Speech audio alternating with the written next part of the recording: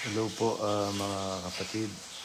Muli, pagbati po ng pag-ibig at kapayapaan ah, sa atin pong lahat mga kapatid sa iba't ibang panig ng mundo at sa iba't ibang ah, panig ng Pilipinas at sa lahat po ng mga nanonood sa prayer meeting nila kagabi. ah nakakabobo itong si Daniel Rason. Ang sinasabi niya, nagtinda ng alak. Nagpatuloy ba sa pagtitinda ng alak? Gumawa ng kasalanan, ganito, ganyan. Hindi nga sila, bumalikwas nga sila. Sabing ganyan ni Daniel Rason. Bakit itong si granting na for the sake of argument, itong yung pamilya ni Brad Jan Cuencajo hindi na lang ako, yung pamilya na lang ni Brad Jan Cuencajo sa Hong Kong, yung dating diakono doon. Bakit nagsabi lang ng observation niya, pinablock mo agad, Daniel Rason. Tapos, ikaw pa ngayon ang parang naaapi. Ganyan po yung mga kapatid, itong si Daniel Rason.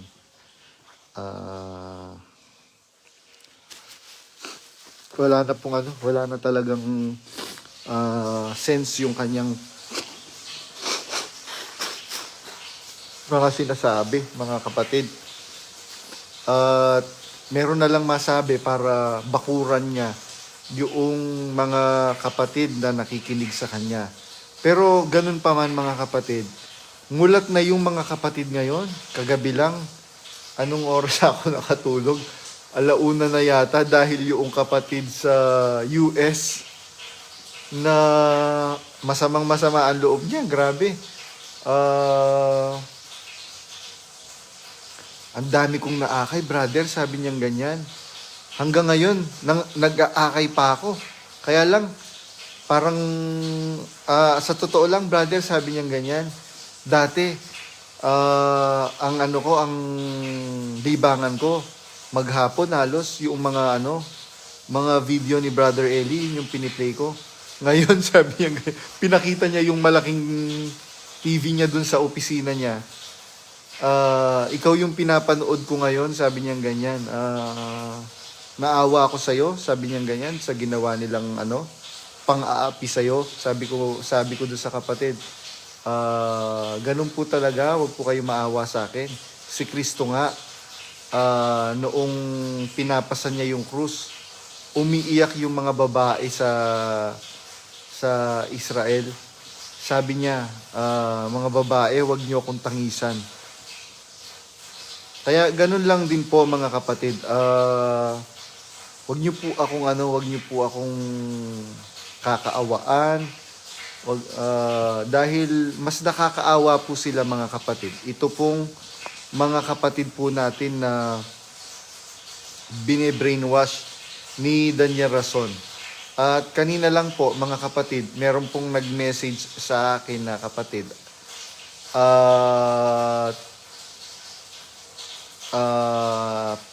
Pinapablock na rin po siya. Dahil meron lang po siyang pinost dun sa wall niya na general pinapablock na rin po siya ng mga nung Eric Quinto na manggagawang kanin na nasa New Zealand. Wala kang kredibilidad, Eric Quinto. Mukha mo pa lang wala ka ng kredibilidad. So, what do you expect? Biro mo, yung mismong kapatid na tumulong sa'yo para makapunta dyan, binaliwala mo. What do you expect,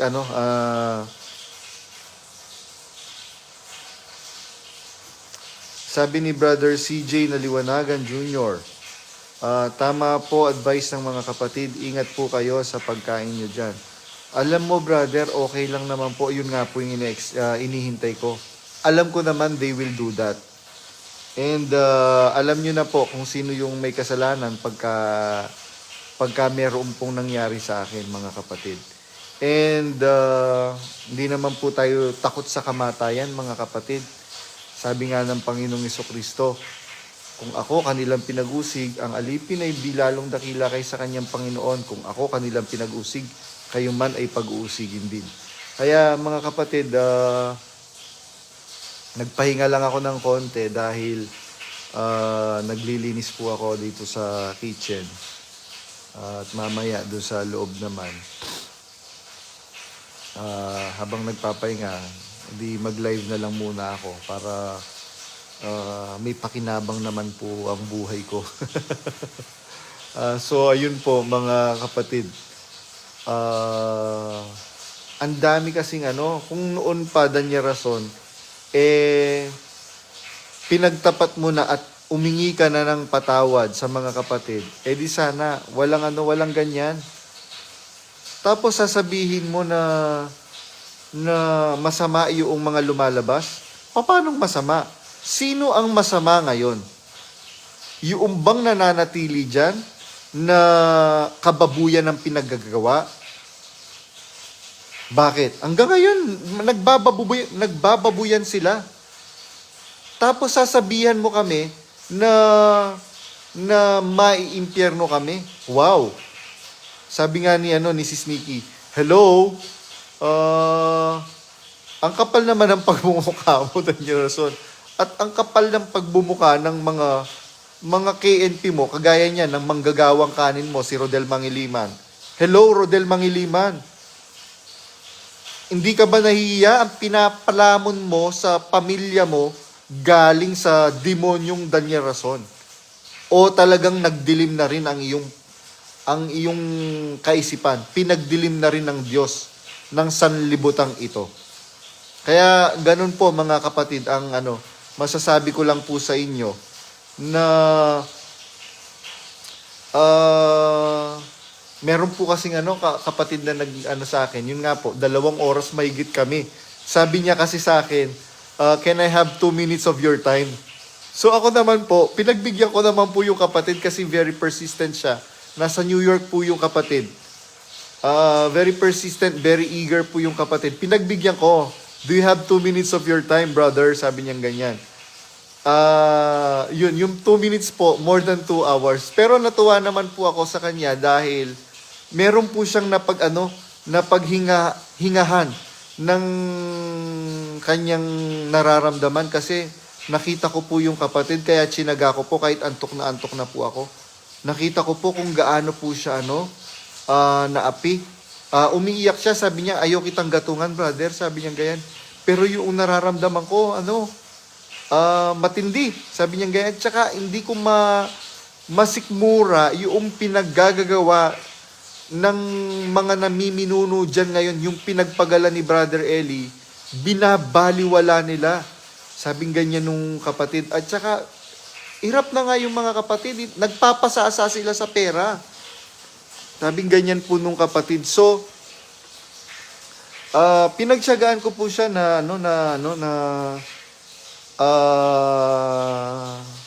mag-usap kami, pakinggan yung kanyang karaingan. Tapos kilala po siya mga kapatid. Hindi lang po dito sa loob, pati po sa labas ng iglesia. Kilala po yung renowned po siya, mga kapatid. Nagbigay siya ng kilala po ako ni ganito, sabi niya ganyan.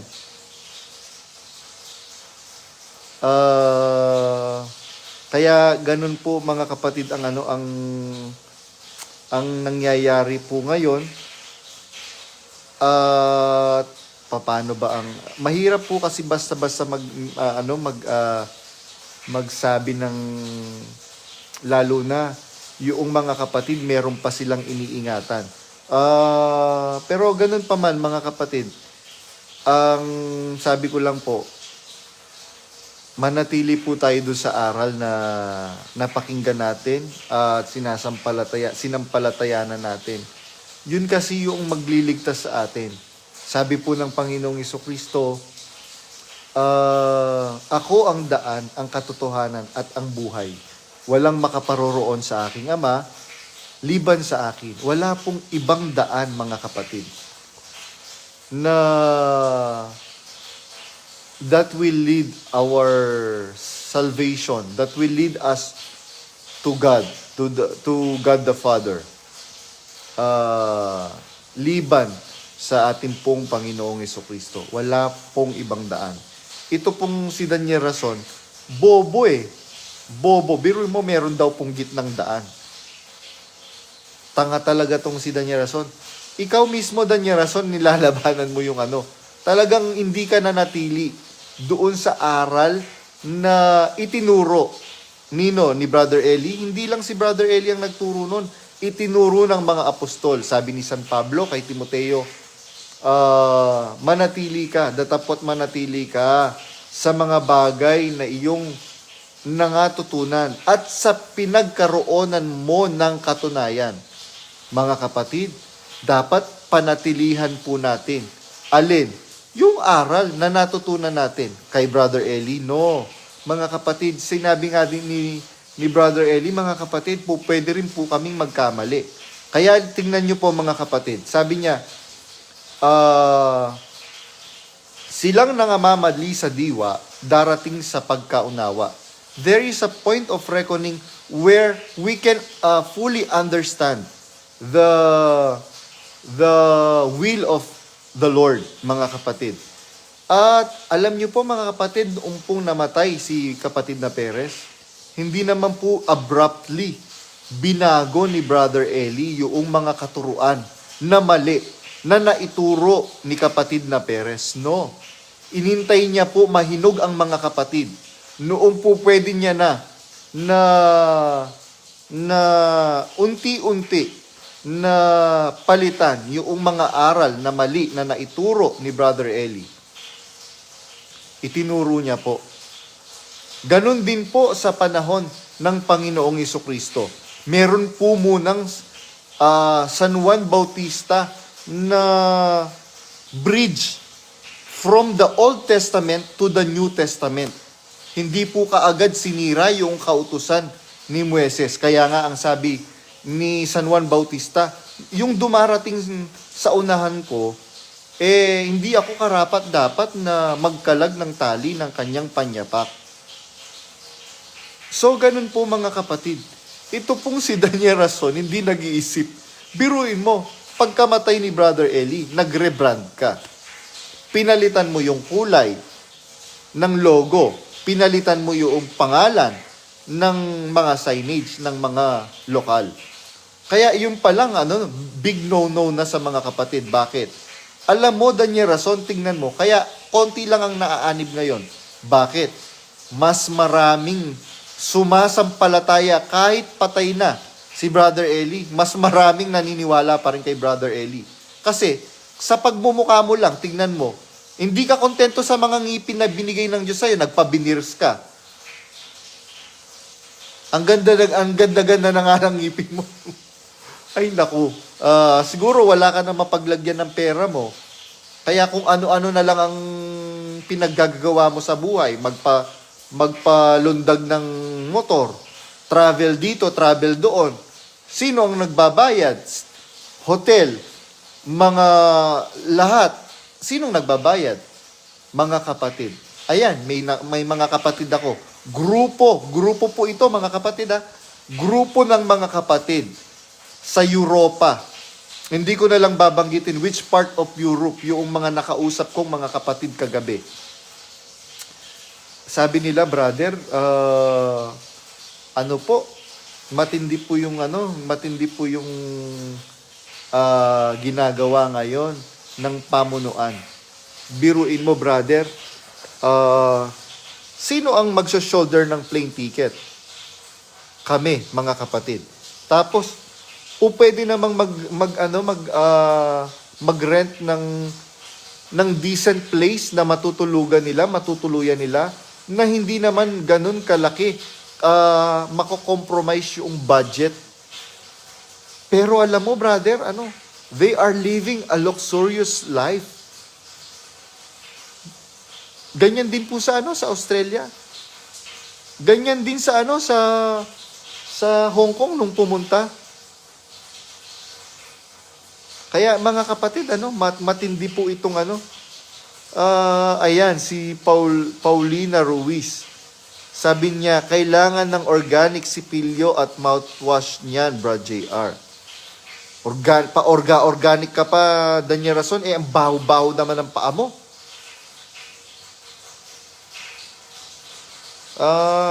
So, ganun po mga kapatid. Masyadong binibaby ito kasing si Danya Rason, mga kapatid. Kaya, yung mga kapatid ngayon umaaray. Alam niyo po mga kapatid, si Brother Eli, noong pong nag-exit kami at tumira kami sa Hong Kong, sa lokal po kami ng Hong Kong, tumira mga kapatid. Meron po, ayan, si Nikki, lagi yan, araw-araw yan, nasa lokal. Pinupuntahan kami ni Sis Nikki na nasa Hong Kong. Sino pa? Si Kadyo. Sabi nga ni Kadyo, ang payat-payat mo pa noon, sabi ganyan. Sino pa? Si Sis Aida. Kasi nakita kami ng mga kapatid. Tumira po si Brother Eli sa mismong lokal, mga kapatid. Yung kwarto niya ang liit-liit lang po. Tapos carpeted yung lokal ng Hong Kong po noon nung nagstay kami doon. Sabi ni Brad Eli, dapat badong bago tayo umalis, mapaputi natin itong carpet. So, tinatsaga namin araw-araw na pagkatapos naming magluto, si Brother Eli po, araw-araw po yun nagluluto, almusal, tanghalian, apunan, para pagka may dumating na kapatid, merong makakain yung mga kapatid. Take note mga kapatid, si Brother Eli po ang nagluluto. Itong walang yang Daniel Rason na to, ang kapal ng pagmumukha mo, biruin mo, hindi ka na nga ang nagluluto. Ang kapatid na ang nagluluto, tapos, choosy ka pa sa pagkain.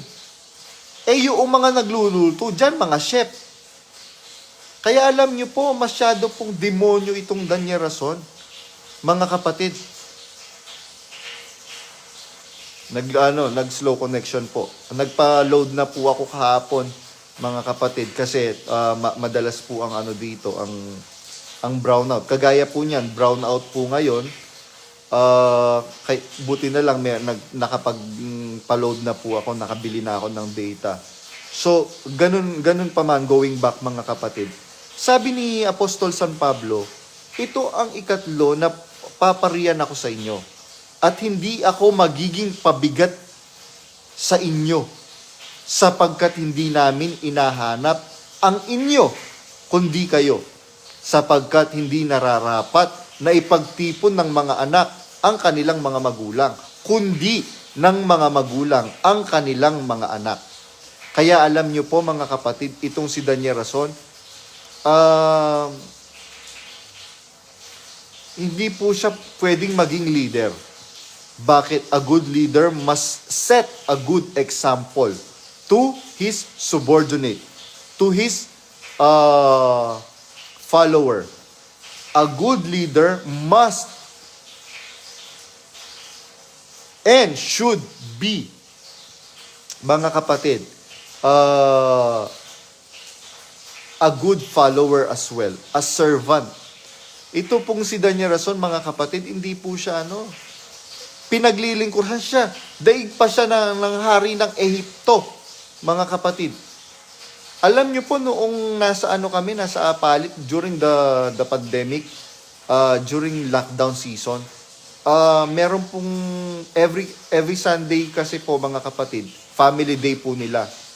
So, meron hindi ko nga na-delete ko na nga yata yung video na nagpalaro kami ng para yung mga bata hindi sila ma-board, laging nakatutok sa mga gadgets.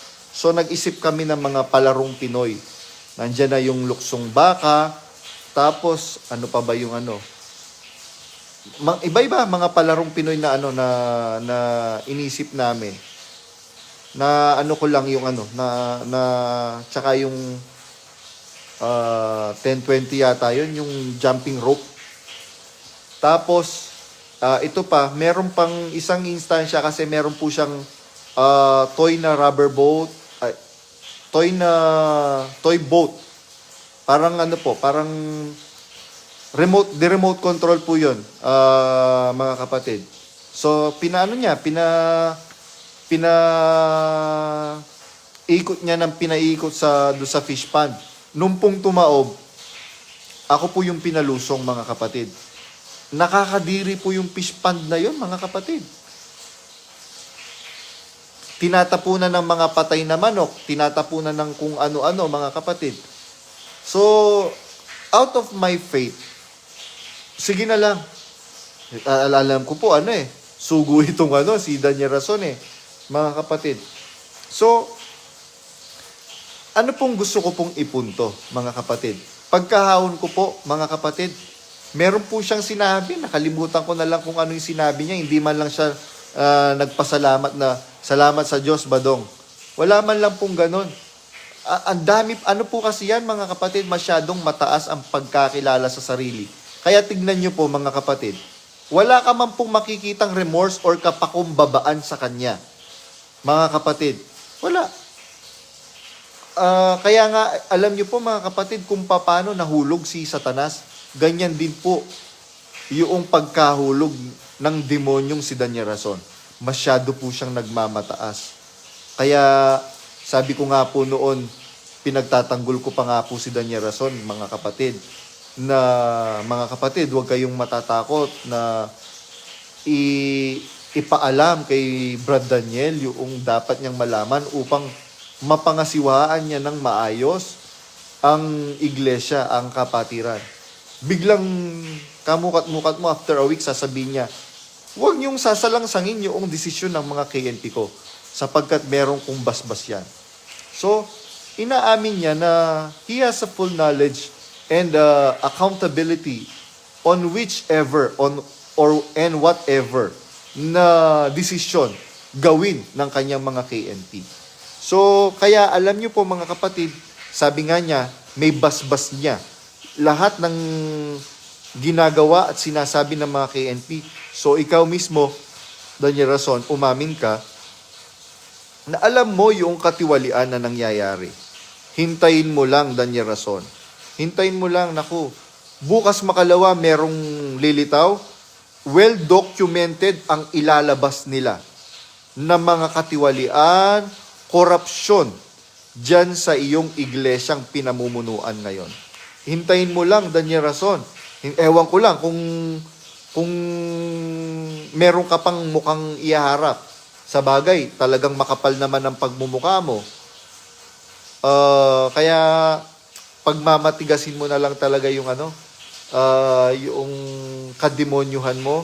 And hindi na, wala ka ng mapapaikot na, mga kapatid. Mulat na ang kapatiran sa kademonyuhan na ginagawa mo, Daniel Rason. At sa lahat ng kademonyuhan na pinaggagawa ng mga palamunin mong mga KNP. Yan, kagaya ni Rodel Mangiliman. Naaatim mo, Rodel Mangiliman, na palamunin mo yung pamilya mo.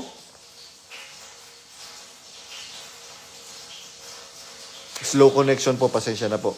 Naaatim mo, Rodel Mangiliman, na palamunin mo yung pamilya mo na galing dyan sa impaktong Daniel Rason na yan. Ako, hindi ko na aanuhin, hindi na tayo magtataka na itong si Efren Baking, demonyo talaga, mga kapatid. Biruin mo kung pahiyain nyo yung mga kapatid sa mga pagkakatipon, ini-name drop ninyo. Sino ba kayo? Bakit? Meron ba kayong ambag sa pagkatao ng mga yan? Ikaw, Efren Baking, ano bang natapos mo? Hindi ba ka lang? Construction worker ka lang, sabi ni Brad Eli? Pag minamasahe kita, ang baho ng singaw ng katawan mo amoy kalabaw. Bakit? Kasi hindi ka naman galing ka lang sa basura, Efren Baking.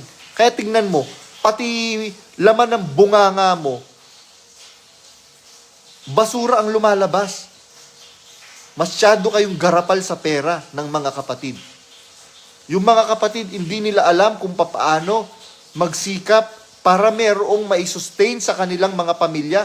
Tapos kayo magpapasasa. Tapos sasabihin ninyo, mag-double job, mag-triple job.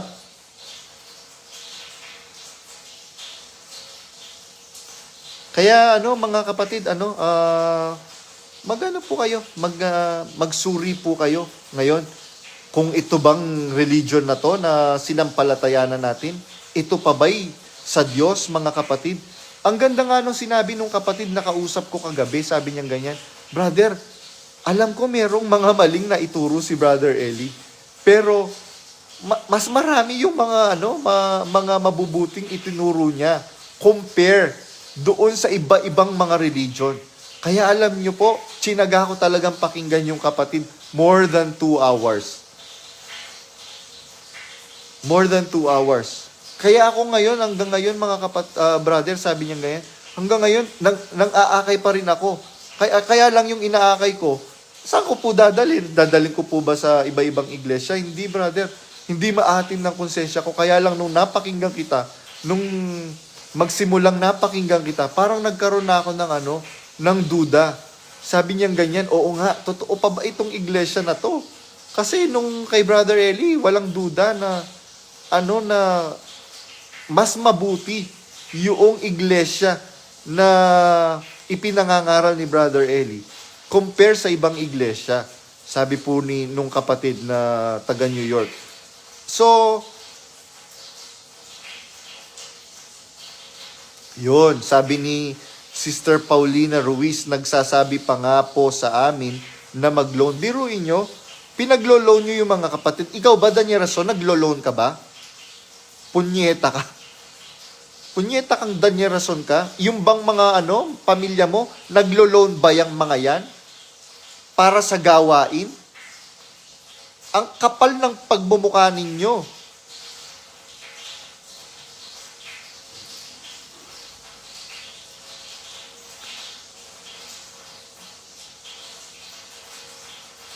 Ang kapal ng pagmumukha ninyo na i-claim na kayo ang sa Diyos ngayon. So, garapalan na ang ginagawa nila.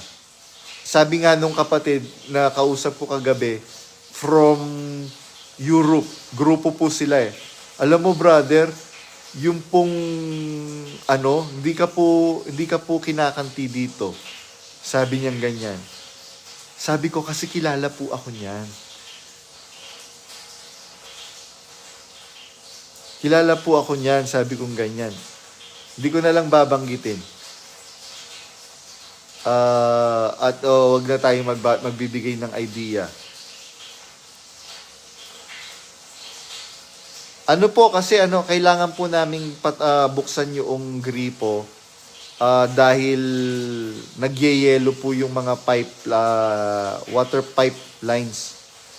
So pagka pinatay po namin yan, mawawalan na kami ng tuluyan ng water supply sa building, mga kapatid.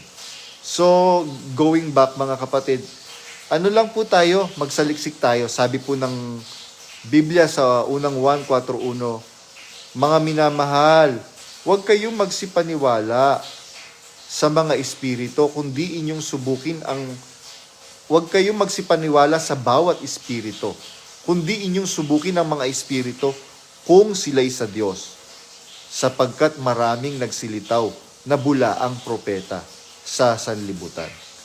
Marami po, mga kapatid, maraming nagsilitaw. Ayan, isa na po yan si Daniel Rason. Ang kapal ng pagbumukha mo, Daniel Rason, na ipa-shoulder mo sa mga kapatid yung mga biyahe mo. Saan mo dinadala yung Saan mo dinadala, Daniel Rason? Yung abuloy ng mga kapatid. Take note, mga kapatid, take note. Sino po ang gumagastos sa mga MCGI cares ng lokal? Hindi po ba ang mga kapatid sa lokal? Sino ang gumagastos ng MCGI cares ng mga distrito? Hindi po ba ang mga kapatid sa distrito? Sino ang gumagastos sa MCGI cares na ginagawa ng dibisyon? Hindi po ba ang mga kapatid sa dibisyon? Saan po napupunta ngayon, mga kapatid? Saan po napupunta ngayon yung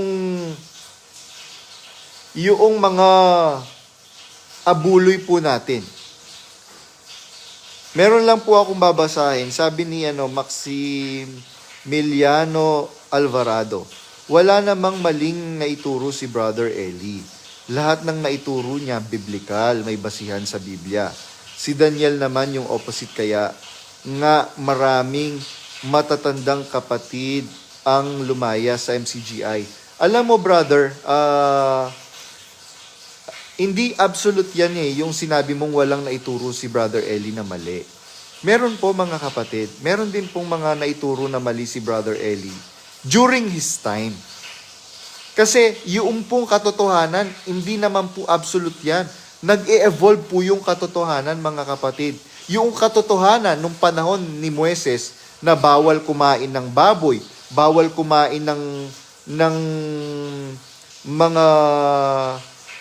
mga lamang dagat na walang kaliskis, mga kapatid. Bakit? Bakit po ipinagbabawal? Dahil po ba sa spiritual things? No. Kaya po meron pong ipinagbabawal noon na mga bagay, kagaya ng mga pagkain sa mga Israelita. Kasi po, due to health concerns ng Diyos. Dahil wala pa pong hindi pa civilized masyado ang mundo noon, mga kapatid. Not unlike ngayon. And kahit po sa karunungang pansiyensya, sa medical science, mga kapatid, there is no absolute truth sa medical science. Nag-e-evolve po yan. Kagaya po noong panahon ng kapatid na Perez, merong totoo nung panahon ng kapatid na Perez. Kaya nga nung panahon ng kapatid na Perez, hindi po bawal sa kanilang uminom ng alak. Huwag ka lang maglalasing. Hindi po bawal sa kanila na magsigarilyo, mga kapatid. Sinasabi naman po ni Brother Eli yan. Kaya lang, when Brother Eli acted as a leader sa iglesia, unti-unti niya pong binago, mga kapatid. So, yung pong sinasabi ng kapatid, i-correct ko lang po, yung pong hindi naman po blatant na mali yung pong yung mga naituro ni Brother Eli, mga kapatid. Ito pong si Daniel Rason, blatantly, he is opposing the teachings of our Lord Jesus Christ, mga kapatid. Blatantly, he is opposing the teachings of our Lord Jesus Christ. Ayun po, mga kapatid, magpapatuloy na po ako sa trabaho ko. Siguro that is enough for the moment. Ngayon, mga kapatid, at muli po, sana wag po kayong titigil, mga kapatid, at wag kayong mawawala ng pag-asa. Totoo pong mayroong Diyos, mga kapatid. At ang Diyos po, sabi sa Biblia, sa Hebreo 6:10, ang Diyos ay hindi liko upang limutin ang inyong mga gawa at ang pag-ibig na inyong ipinakita sa mga banal. Mga kapatid, mayroong pong Diyos na nakakakita sa ating mga puso. Sabi po ng Biblia, sa salita mo, ahatulan ka. Sa salita mo, magiging ganap ka. Kaya po, mga kapatid, ito pong si Daniel Rason, ahatulan po yan ng Diyos, mga kapatid. Bakit? Hindi po siya nag-iingat ng kanyang bibig. Mga kapatid, sino ba ang unang nanira na pinakarakter assassinate? Ako ba o kayo? The reason why I am doing this is to retaliate to what you have done, to what you have did to me, to what you did to me. Rather, ganyan po, mga kapatid, I am just retaliating. I am just defending myself. Bakit? Biruin mo, sasabihin mo sa mga kapatid na nagsasalita ako ng laban sa aral. Patunayan mo. Meron ka bang mapatunayan? Wala kang mapatunayan, Daniel Rason. Pero lahat ng sinasabi ko, I have all the evidences na ang tatay mo, babaero. Until now, check mo yung phone niya. Kaya nga yung phone niya, hindi, permis na naka-turn off.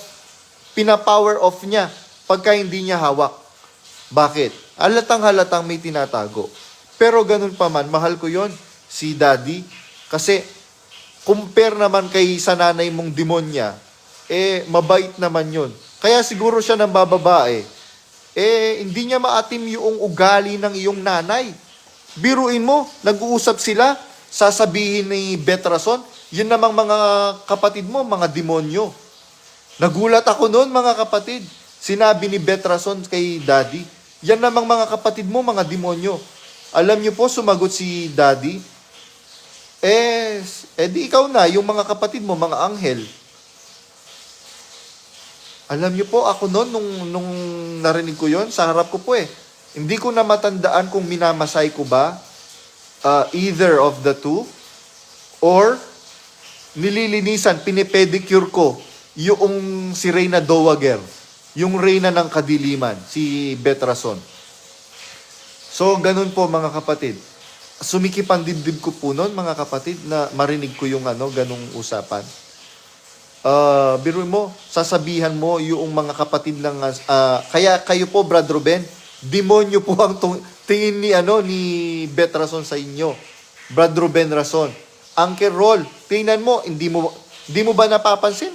Galit na galit sa iyo, ayaw ka nga niyang kausap ni Betrason Kaya nga pati sa bahay niya, hindi ka naman welcome. Mga kapatid, so ganun po ang nangyayari po diyan, mga kapatid. Talaga pong itong si Betrason demonya. Biruin mo, kapatid ng asawa mo, sasabihan mo ng demonyo. Matandang manggagawa pa yun, si Brad Rolly Rason. Kaya yun po, mga kapatid, hanggang dyan na lang po muna at babalik na po ako sa aking trabaho, mga kapatid. Nagpahinga lang po ako ng kaunti. Habang nagpapahinga para maging productive pa rin tayo. Muli po, mga kapatid, hanggang dyan po at sana po ay papagariin ng Diyos ang kapayapaan at ang pag-ibig sa ating mga pamumuhay, mga kapatid. Salamat po sa Diyos.